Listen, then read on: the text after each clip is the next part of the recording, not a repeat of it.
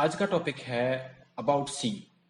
That means जितने भी topics हैं, लाइक आपके माइंड में जितने भी क्वेश्चंस हैं, अगर आप भी एक बिगिनर हो या फिर आपने भी सी लैंग्वेज सीखना अभी स्टार्ट किया है, तो ये कुछ टर्म्स हैं जो आपको समझनी है। तो अगर आपको ये टर्म्स समझ में नहीं आती हैं तो आप नेक्स्ट लेवल पे जो है नहीं जा सकते। तो चलिए लाइन बाय लाइन इन चीजों को क्लियर करते हैं। वैसे तो काफी बड़ा टॉपिक है ये, बाकी मैंने थोड़ा सा शॉर्ट करके यहाँ पे लिखा है ताकि आपको आसानी से समझ में आ सके और आप जितना ज्यादा हो सके उतना अचीव कर सके। ओके, तो वैसे तो चलिए स्टार्ट करते हैं। तो इस टॉपिक का नाम है अबाउट सी।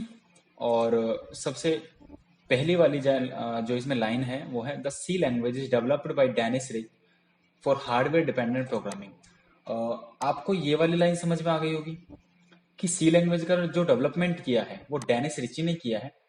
और इन 1972 कई जगह पे जो है ये डेट, जो भी मैंने ईयर लिखा है फिक्स नहीं होता, then you can write around 1972। आप इस तरह से भी लिख सकते हो कि अराउंड 1972, क्योंकि 1972 से 1973 के बीच में इसका डेवलपमेंट हुआ था। और इसका डेवलपमेंट जो हुआ था किसी नीड के हिसाब से हुआ था। वो कहते हैं ना कि जरूरत होती है, जब तक बंदे को जरूरत नहीं है तब तक वो कुछ कुछ भी डेवलप नहीं कर सकता। फॉर एग्जाम्पल, आपको भूख लगी है तो आप उस टाइम पे क्या करते हो? रोटियां बनवाते हो। अगर आपको बनानी आती हैं तो आप खुद बनाते हो, या फिर जिसको बनानी आती है घर में उससे बनवाते हो। तो डेवलपमेंट के पीछे जो वर्ड है वो है नीड। जब तक आपको जरूरत नहीं होगी किसी चीज की तब तक आप डेवलप नहीं करते। तो डेनिस रिची तो जो साइंटिस्ट थे, उन्होंने बेल टेलीफोन लेबोरेटरीज जो कि यूएस के एक प्लेस पे है, तो वहां पे सी लैंग्वेज का डेवलपमेंट किया था 1972 के अराउंड। मतलब आफ्टर 1972 बोल सकते हैं या फिर बिफोर 1973 बोल सकते हैं। ओके, तो यहाँ पे लिखा हुआ है for hardware dependent programming. That means कि उनकी नीड कुछ इस तरह की रही होगी कि एक ऐसी लैंग्वेज उन्हें चाहिए जो हार्डवेयर डिपेंडेंट प्रोग्रामिंग कर सके। हार्डवेयर डिपेंडेंट प्रोग्रामिंग का मतलब होता है ऐसी प्रोग्रामिंग जिसका बनाया हुआ कोड आप हार्डवेयर पे भी रन कर सको। अभी आप जो कोड बनाते हो, लाइक आप सी प्लस प्लस पे कोई भी कोड लिखते हो या जावा पे कोई भी कोड लिखते हो, तो आप ऑपरेटिंग सिस्टम्स पे चलाते हो, एंड्रॉयड फोन पे चलाते हो। बट अगर मैं आपसे ये बोलूं कि कोई ऐसा कोड आपने लिखना है कि उससे आपका जो कंप्यूटर का माउस है वो चल सके, नहीं आया समझ? तो चलिए ठीक है, एक बार मैं एक और एग्जांपल देता हूँ। आपका टीवी का रिमोट है, तो टीवी के रिमोट में आपने प्रोग्रामिंग करनी है। कोई डिस्प्ले नहीं है टीवी के रिमोट में, तो उसमें आपने प्रोग्रामिंग करनी है। तो ये तो हार्डवेयर डिपेंडेंट ही हो गई फिर, क्योंकि यहाँ पे सॉफ्टवेयर की मैं बात ही नहीं कर रहा। अब हार्डवेयर के अंदर अगर आपको प्रोग्रामिंग करनी है तो आपको ऐसी लैंग्वेज चाहिए जो हार्डवेयर के साथ इंटरेक्शन कर सके, तो वो है सी लैंग्वेज। ओके, तो उस टाइम पे एक ऑपरेटिंग सिस्टम भी जो है डेनिस रिच और उनके जो साथ के जो पार्टनर्स थे उन्होंने डेवलप किया था, यूनिक्स ऑपरेटिंग सिस्टम। तो यूनिक्स ऑपरेटिंग सिस्टम ऐसा ही एक ऑपरेटिंग सिस्टम था जैसे आज के टाइम में हम विंडोज चलाते हैं, लाइनक्स चलाते हैं। तो उस टाइम पे यूनिक्स था, तो उसमें काफी सारे फीचर्स थे। तो सारे के सारे फीचर्स जो है इंप्लीमेंट हुए थे सी लैंग्वेज से, और सी लैंग्वेज से ही उसको डेवलप किया गया था। तो अगर सी लैंग्वेज नहीं होती तो यूनिक्स ऑपरेटिंग सिस्टम नहीं बनता। और आपको पता है कि ऑपरेटिंग सिस्टम जो हमारा विंडोज है, विंडोज 7 है, विंडोज 8.1 है, या एंड्रॉयड का जो ऑपरेटिंग सिस्टम है वो कितने इंपॉर्टेंट होते हैं, उनके बिना हम कोई भी काम नहीं कर सकते। ऑन द अदर हैंड, कि अगर मैं आपको एक ऐसी डिवाइस दे दूं जिसके अंदर सिर्फ एक ब्लैक स्क्रीन हो और आपको हर काम किसी कमांड को टाइप करके करना पड़े, तो वो चीजें तो आपको नहीं आती ना। तो आपको क्या चाहिए? आपको एक ऐसा सॉफ्टवेयर चाहिए अपनी आंखों के सामने जो जिसका यूजर इंटरफेस अच्छा हो। यूजर इंटरफेस मीन्स कि जो आपकी समझ में आ सके। ठीक है, तो जिसको आपको जो आप जल्दी से सीख जाओ चलाना। जैसे विंडोज है तो विंडोज में आप जहां क्लिक करते हो वहीं पे कुछ ना कुछ ओपन हो जाता है। तो अगर आपको कोई सिखाता, अगर आपको कोई नहीं सिखाता है, अगर आप खुद भी जगह जगह पे क्लिक करते हो तो आप काफी सारी चीजें अपने आप ही सीख जाते हो। तो ये होता है एक better user user interface. Okay guys, तो उस तरह की प्रोग्रामिंग 1972 में नहीं हुआ करती थी। उस टाइम पे जो है ब्लैक स्क्रीन इंटरफेसेस होते थे, जैसे सीएमडी है आज के टाइम में, कंसोल जो हम यूज करते हैं। तो सीएमडी कंसोल, ये सारी की सारी चीजें हम बाद में भी एक बार रिपीट करेंगे, बाकी अभी मैंने जस्ट आपको समझाने के लिए बताया। ओके, तो सेकंड लाइन है, by using C language we can create many applications that can interact with hardware। तो जैसा कि मैंने बताया कि कई सारी एप्लीकेशंस हम सी से डेवलप कर सकते हैं जो हार्डवेयर के साथ इंटरेक्शन कर सके, हार्डवेयर के साथ कम्युनिकेशन कर सके। अगर आप हार्डवेयर के साथ कम्युनिकेशन नहीं करोगे तो फिर सॉफ्टवेयर का क्या काम। फॉर एग्जाम्पल, आपके फोन में साइड वाले बटन हैं, अब साइड वाले बटन से आप वॉल्यूम अप डाउन करते हो, तो वॉल्यूम जैसे ही आप अप करते हो ऊपर वाले बटन से, तो आपको स्क्रीन पे भी तो दिखाई देता है कि वॉल्यूम जो है अप हो रही है। तो जो स्क्रीन पे दिखाई दे रहा है वो क्या है, सॉफ्टवेयर इंटरफेस। और जो आप क्लिक कर रहे हो बाय यूजिंग योर थंब, जो आप क्लिक कर रहे हो वो क्या है, आपका हार्डवेयर। ठीक है, तो हार्डवेयर और सॉफ्टवेयर के बीच में जो कम्युनिकेशन कराने का काम होता है वो किसका काम है, एक ऐसी लैंग्वेज का जो हार्डवेयर और सॉफ्टवेयर दोनों के साथ इंटरेक्ट कर सके, और वो है आपकी सी लैंग्वेज। ओके, नेक्स्ट लाइन है, it is procedure oriented programming language with many logical activities. Okay, जो अभी कई सारी लैंग्वेजेस यहाँ पे आने वाली हैं, लाइक सी के बाद आप सी प्लस प्लस सीखोगे या जावा सीखोगे, तो या फिर पीएचपी सीखोगे, तो जो भी आपकी लाइन के हिसाब से आपको सही लगता है वो आप सीखोगे। ओके, तो basically like it is procedure oriented programming language with many logical activities. इसका मतलब ये है कि सी के अंदर आप डाटा की तरफ ध्यान देने से ज्यादा लॉजिक्स की तरफ ध्यान देते हो। लॉजिक्स मीन्स कि जैसे कंडीशन कहाँ पे लगानी है, किस तरह से कंडीशन आपको इंप्लीमेंट करनी है, फंक्शन कैसे बनाना है। ठीक है, तो बहुत सारे काम आप खुद से करते हो इसके अंदर, मतलब आपको कई सारी चीजें पहले से इंप्लीमेंटेड नहीं मिलती, तो कई सारी चीजें आपको बनानी पड़ती है। अच्छा, अब एक क्वेश्चन ये आता है कि यार इतनी मेहनत करनी पड़ती है इसमें, तो इससे अच्छा तो और कोई लैंग्वेज ना सीख लें। बिल्कुल सीख सकते हैं, बट हाँ, सबसे पहले आपको सी लैंग्वेज ही सीखनी पड़ेगी। सी लैंग्वेज को आप ये मान के चलो कि सबकी बेस लैंग्वेज है, सबकी मदर लैंग्वेज है। अगर आप इसको नहीं सीखोगे तो जितनी भी लैंग्वेज आगे आने वाली है उनके जो बेसिक कंसेप्ट है वो आप क्लियर नहीं कर पाओगे। और कंसेप्ट अगर आपके बेसिक क्लियर हो गए तो आप एडवांस पे इजीली जा सकते हो। आप जो आगे एक्सटेंडेड यूटिलिटीज हैं, लाइक जितने भी आपके सी प्लस प्लस के प्रोग्राम्स हैं या फिर जावा के प्रोग्राम्स हैं, वो आपको इजीली समझ में आएंगे, क्योंकि उनमें काफी सारे कंटेंट्स ऐसे होते हैं जो सी लैंग्वेज से मिलते जुलते हैं। ओके गाइस, तो अगर आप डायरेक्ट जावा सीखते हो या सी प्लस प्लस सीखते हो तो उनमें काफी सारी चीजें ऐसी आती है जो सी लैंग्वेज से मिलती जुलती हैं। तो अगर आप सी लैंग्वेज नहीं सीखते तो आपका कॉन्फिडेंस डाउन रहता है उस टाइम पे। ओके, तो ये वाली लाइन मैंने ऊपर वाली लाइन के साथ ही जो है एक्सप्लेन करी थी अभी। Okay, next, hardware drivers operating system kernels can also be developed by C. Hardware drivers का मतलब होता है जैसे हम माउस यूज करते हैं या फिर ईयरफोन यूज करते हैं या फिर हम पेन ड्राइव यूज करते हैं, तो हर हार्डवेयर को चलाने के लिए, हार्डवेयर मीन्स आप डिवाइस मान के चल सकते हो, pen drive, keyboard, mouse etcetera. तो किसी भी हार्डवेयर डिवाइस को चलाने के लिए एक सॉफ्टवेयर चाहिए होता है, एक छोटा सा सॉफ्टवेयर।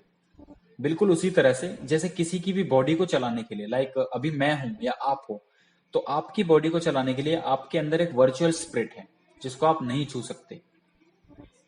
सिमिलरली माउस है, तो माउस को भी चलाने के लिए आपको एक सॉफ्टवेयर माउस के लिए भी चाहिए।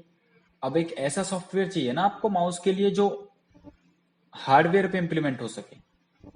अब आप जावा में कोड लिख दो या फिर किसी और लैंग्वेज में आप कोड लिख दो, तो मे बी कि वो कोड आपका हार्डवेयर पे काम ना करे, बट सी का कोड आपका हार्डवेयर पे काम करता है। ओके, सी के अंदर कई सारी चीजें होती हैं, पॉइंटर कंसेप्ट होते हैं, और सी के कोड को असेंबली लैंग्वेज प्रोग्रामिंग में जो है कन्वर्ट किया जा सकता है। तो असेंबली लैंग्वेज प्रोग्रामिंग हार्डवेयर के काफी नियर है, बट आप उसको इतना आसानी से नहीं सीख सकते और वो बहुत हार्ड होती है। तो आप क्या सीखते हो फिर, सी लैंग्वेज। क्योंकि सी लैंग्वेज में क्या है कि बहुत सारी चीजें हैं जो आपको इजीली समझ में आ जाती है, क्योंकि आपकी ही लैंग्वेज में इसको जो है बनाया गया है कि भाई इंग्लिश अगर बंदे को आती है तो इंग्लिश में ही वो सारी चीजें इंप्लीमेंट कर सके और इंग्लिश लैंग्वेज में ही वो अपना जो है कोड लिख सके। हालांकि कंप्यूटर को इंग्लिश लैंग्वेज समझ में नहीं आती है, आप जो कोड लिखते हो उसको बाइनरी में पहले कन्वर्ट किया जाता है, और जो भी कंप्यूटर को समझ में आता है, लाइक जो भी ऑपरेटिंग सिस्टम को आपके समझ में आता है, उसको फिर उस फॉर्म में कन्वर्ट किया जाता है।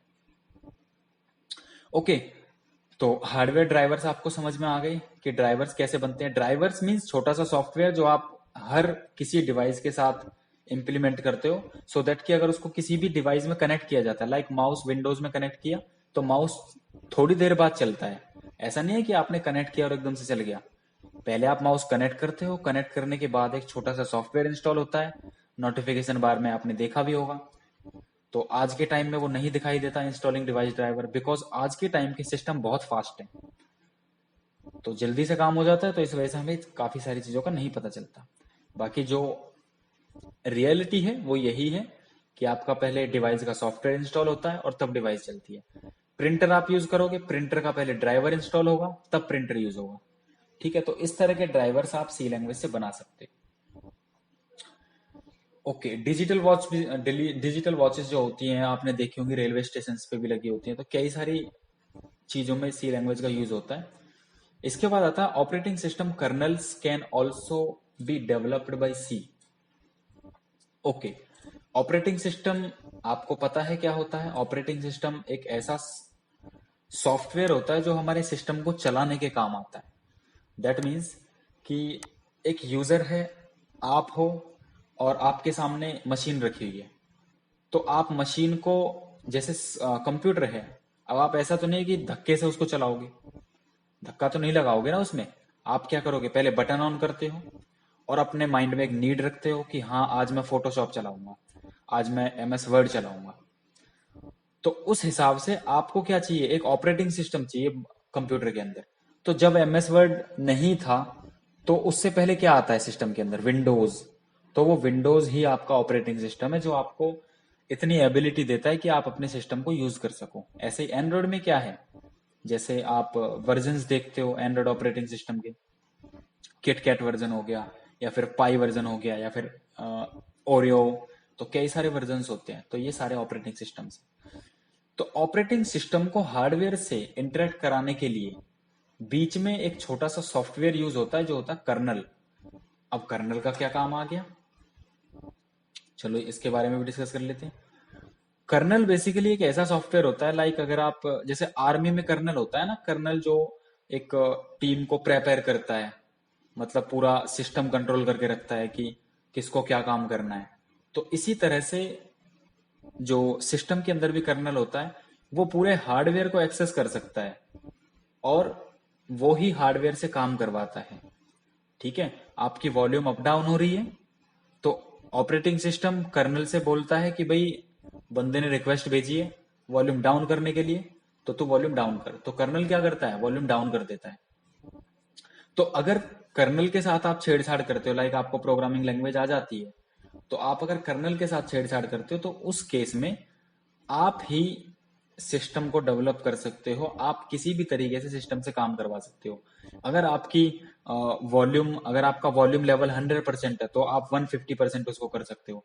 अगर आपकी ग्राफिक क्वालिटी बहुत ज्यादा अच्छी है या बहुत ज्यादा खराब है, तो आप उनको भी मैनेज कर सकते हो। तो कर्नल के बहुत सारे काम हैं, इवन पूरे हार्डवेयर को कर्नल ही आपका कंट्रोल करता है। ओके, तो कर्नल जैसी चीजें भी आप सी लैंग्वेज से डेवलप कर सकते हो। ठीक है, क्योंकि हार्डवेयर के जितना नियर, तो उतनी ही low level language programming.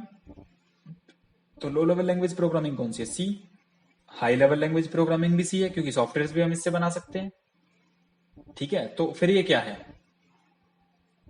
High level भी और लो लेवल भी, तो इसी वजह से हम इसको बोलते हैं mid level programming language. Okay, और एक लाइन और है यहाँ पे, इट इज स्ट्रक्चर्ड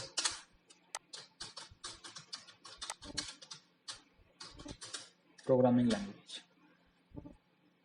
इस लाइन का मतलब क्या है, स्ट्रक्चर्ड प्रोग्रामिंग लैंग्वेज का मतलब होता है कि ऐसी लैंग्वेज जिसको एक स्ट्रक्चर, जिसके हर प्रोग्राम को एक स्ट्रक्चर में डिवाइड किया गया हो।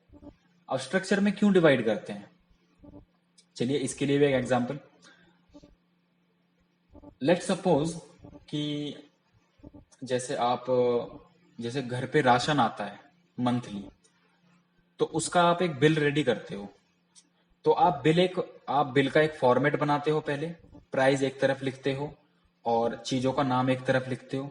तो उसी तरह से आपने क्या किया, वो एक स्ट्रक्चर रेडी कर दिया बिल का। इसी तरह से प्रोग्राम के अंदर भी स्ट्रक्चर होते हैं।